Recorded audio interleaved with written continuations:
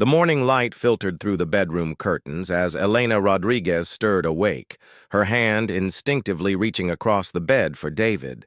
Her fingers met only cold sheets. Again. She found him in the kitchen, already dressed in his charcoal suit, scrolling through his phone while his coffee grew cold. "Morning," she murmured, wrapping her robe tighter around herself. David glanced up briefly. "Hey, I have an early meeting." His fingers never stopped moving across the screen.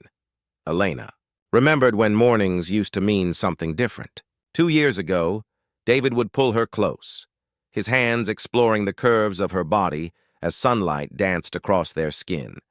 He'd whisper against her neck, his breath warm and wanting, making her forget about work entirely.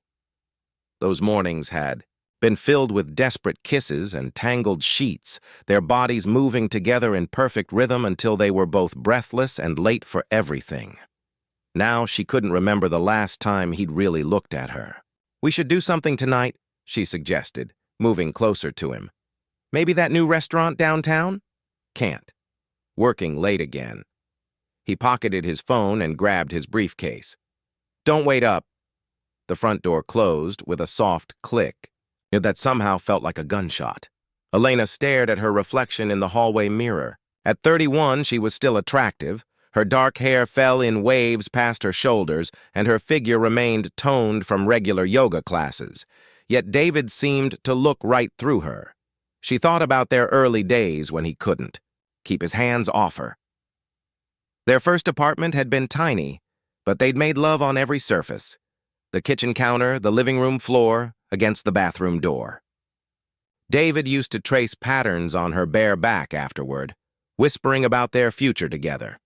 Marriage, children, growing old together. Those whispers had gradually faded into comfortable silence. Then into this. Whatever this was. At work, Elena threw herself into her marketing projects, but even her colleagues noticed her distraction.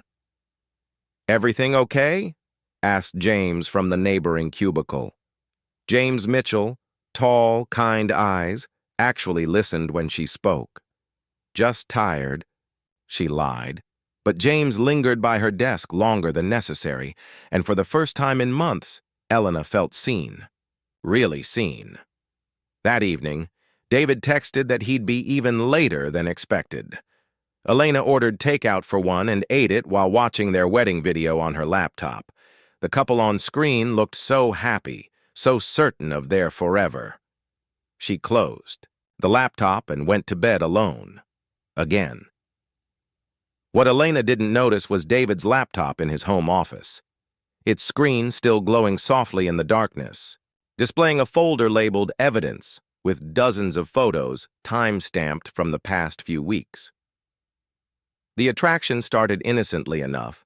Shared coffee breaks, lingering conversations about weekend plans David never seemed to have time for anymore. James had a way of making Elena feel interesting again, asking about her thoughts on campaigns, remembering details about her life that her own boyfriend had forgotten. "Your presentation was brilliant today," James said one evening as they found themselves alone in the elevator. The client loved the creative direction. Elena felt warmth spread through her chest. David used to say things like that, she thought, but couldn't remember when he'd last complimented her work. Their first kiss happened 3 weeks later in the supply closet during a particularly stressful campaign deadline. James had been helping her carry boxes when their hands brushed. The touch sent electricity up her arm, and when she looked up, his green eyes were dark with desire. "Elena," he whispered, and then his lips were on hers, hungry and desperate. She melted into him, her body responding to passion she'd almost forgotten existed. His hands tangled in her hair as he pressed her against the wall, and for those stolen moments, she felt alive again. "We can't," she breathed against his mouth, but her hands were already pulling him closer. "I know," he murmured, trailing kisses down her neck. "But I can't stop thinking about you." The affair began in earnest the following week. James rented a small apartment across town, and Elena found herself making excuses to leave work early. Their time together was intoxicating. James worshipped her body the way David once had, his hands and mouth reacquainting her with her own sensuality. "You're incredible," James whispered one afternoon as they lay tangled in his sheets. Sunlight streaming across their naked bodies. He traced lazy circles on her bare shoulder, and Elena felt beautiful again, desired, wanted. Their lovemaking was passionate and raw, nothing like the mechanical intimacy she and David had fallen into during their rare encounters. James made her feel like a goddess, telling her how amazing she was as he moved inside her, his eyes locked on hers with an intensity that made her heart race. But guilt crept in during quiet moments. When James dozed beside her, Elena would stare at the ceiling, thinking about David at home, probably working late again, oblivious to her betrayal. She'd traced the tan line where her engagement ring usually sat. She'd started removing it before these meetings. "What are you thinking about?" James asked one evening, catching her distant expression. "Nothing," she lied, pulling him down for another kiss to silence her conscience. The physical connection with James was everything she'd been craving. He remembered how she liked her coffee, asked about her day with genuine interest, and made her laugh until her sides ached. In his arms, she felt cherished in ways she'd forgotten were possible. But each time she returned home to David's distracted, "How was work?" and his turned back in bed, the weight of her deception grew heavier. She began to notice things. David asking casual questions about her schedule, glancing at her phone when it buzzed, his laptop always open to screens she couldn't quite see. The passionate highs with James were becoming harder to reconcile with the growing pit in her stomach that whispered she was destroying everything she'd built with David. Elena's guilt manifested in strange ways. She found herself overcompensating at home, cooking David's favorite meals and suggesting activities he'd inevitably decline. The irony wasn't lost on her. She was trying harder in her relationship, while actively betraying it. "You seem different lately," David observed one evening over dinner. His tone was casual, but something in his eyes made Elena's heart skip. Different how? She forced herself to meet his gaze, hoping her voice sounded steady. "I don't know. Happier, I guess. More energetic." He took a sip of wine, watching her over the rim of his glass. "New project at work keeping you motivated?" "Something like that," Elena managed, her appetite disappearing. David nodded slowly as if filing away her response. "That's good. You deserve to feel fulfilled." The conversation felt loaded with subtext Elena couldn't decipher. David had been asking more questions lately. Innocent inquiries about her day, her co-workers, why she'd been working late so often. Each question felt like a test she might be failing. That weekend, she tried to bridge the growing chasm between them. She put on the black lingerie David once couldn't resist, the silk that used to make him forget about everything else. When he emerged from the bathroom, she was waiting on their bed, arranged in a pose she hoped looked seductive rather than desperate. "Elena?" David's expression was unreadable. "What's this about?" "I miss us," she said softly. "I miss how we used to be." David approached slowly, and for a moment she thought she saw a flicker of the old desire in his eyes. When he kissed her, it was gentle but distant, as if he was going through familiar motions. His hands moved over her body with practiced efficiency rather than passion. They made love quietly, carefully, like strangers afraid of breaking something fragile. Afterward, David held her, but Elena could feel the emotional distance even as their bodies pressed together. When she tried to initiate intimacy again the next morning, he was already getting dressed for another mysterious weekend meeting. "Where do you go?" she asked, unable to stop herself. "Just work stuff," he replied, not turning around. "You know how busy things have been?" But Elena was beginning to realize she didn't know anything about David's current projects, his meetings, or why he'd started keeping his phone face down and taking calls in other rooms. Meanwhile, her relationship with James intensified. Their stolen afternoons became emotional refugees where she could pretend her life wasn't fracturing. James listened to her frustrations about David's distance, offering comfort in the form of gentle touches and passionate embraces.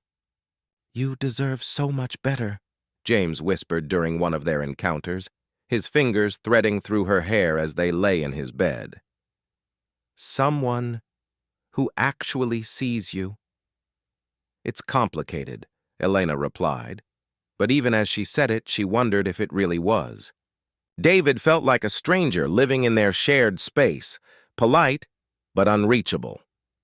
One evening, she found David in his home office, hunched over his laptop with an intensity she hadn't seen in months. When he noticed her in the doorway, he quickly minimized whatever he'd been looking at.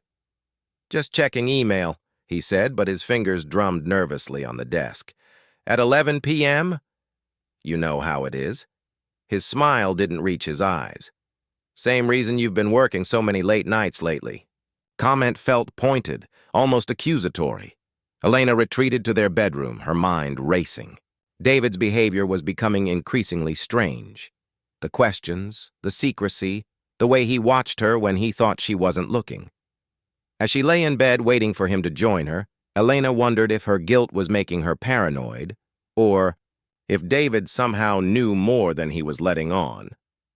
The breaking point came on a Tuesday morning when Elena couldn't even look at her own reflection.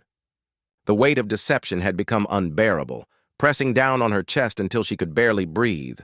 David was in the kitchen, making coffee with the same mechanical precision he brought to everything these days. "David, we need to talk." Something in her tone made him pause. He turned slowly, his expression carefully neutral. "Okay." Elena's hands trembled as she sat at their kitchen table, the same table where they'd planned their future, shared dreams, celebrated promotions. Now it felt like a confession booth. "I've been having an affair," she said, the words tumbling out in a rush. "With James from work. It's been going on for 2 months." She expected explosion, tears, shouting, the kind of dramatic confrontation that would match the magnitude of her betrayal. Instead, David simply nodded once and poured himself a cup of coffee. "I know," he said quietly. Elena's world tilted. "What?" "I've known for months, Elena." David's voice was eerily calm as he sat across from her. "The late nights, the new clothes, the way you started putting your phone face down. You're not as subtle as you think, but you never said anything." David's laugh was bitter. "What was I supposed to say? Hey, honey, I know you're cheating on me. Please stop." He met her eyes for the first time in weeks. "I needed to be sure, and I needed proof." The clinical detachment in his voice was more terrifying than any rage would have been. This wasn't the David she knew, the man who used to hold her during thunderstorms, who once cried watching their wedding video. "I don't understand," Elena whispered. "If you knew, why didn't you?" "Why didn't I what? Fight for us? Beg you to stop?" David leaned back in his chair, studying her with the same expression he used when analyzing business reports. "Would it have mattered? You were getting something from him that you clearly couldn't get from me." Elena felt sick.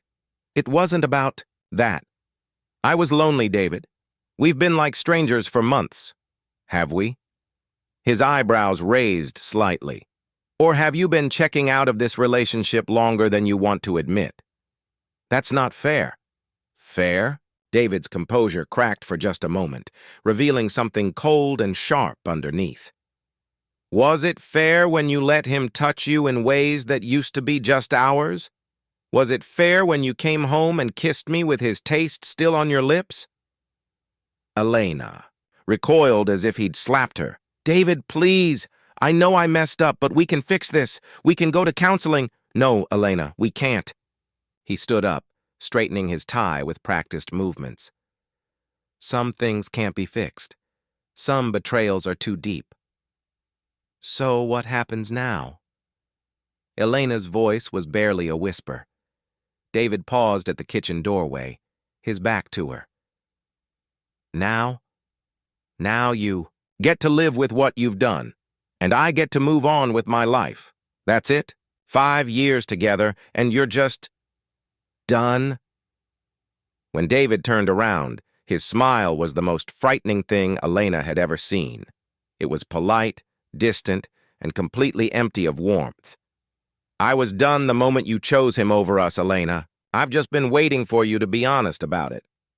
He picked up his briefcase and walked toward the front door. I'll be back for my things later. When you're not here. The door closed behind him with the same soft click as always.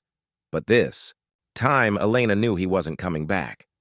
Elena spent the day in a daze, replaying David's cold composure over and over. She called in sick to work, unable to face James or anyone else. By evening, she'd convinced herself that David just needed time to process. They could work through. This, they had to. When she returned home from a mindless drive around the city, the apartment was empty. Not just David moved out empty, but completely, thoroughly stripped. Their photos were gone from the walls, leaving pale rectangles on the paint. His books, his furniture, even the coffee maker they'd bought together, all vanished. The bedroom was the worst. Their bed remained, but David's nightstand was bare. His dresser drawers hung open and empty. Even his scent had been erased from the space, as if 5 years of shared life had been surgically removed. And Milo was gone. Their golden retriever, who David had rescued as a puppy, who slept at the foot of their bed every night, just gone. Elena sank to the floor of their walk-in closet, staring at the empty hangers where David's clothes used to hang. Her phone buzzed. A text from an unknown number. Don't try to contact me. My lawyer will be in touch. She tried calling David's number, but it went straight to voicemail. His social media accounts had vanished. It was as if he'd been systematically erasing himself from her life while she was at work. The next morning brought a knock at the door. A process server handed her a thick manila envelope with her name typed on expensive letterhead, Thornfield. Martinez and Associates attorneys at Law Lena's hands shook as she read the documents.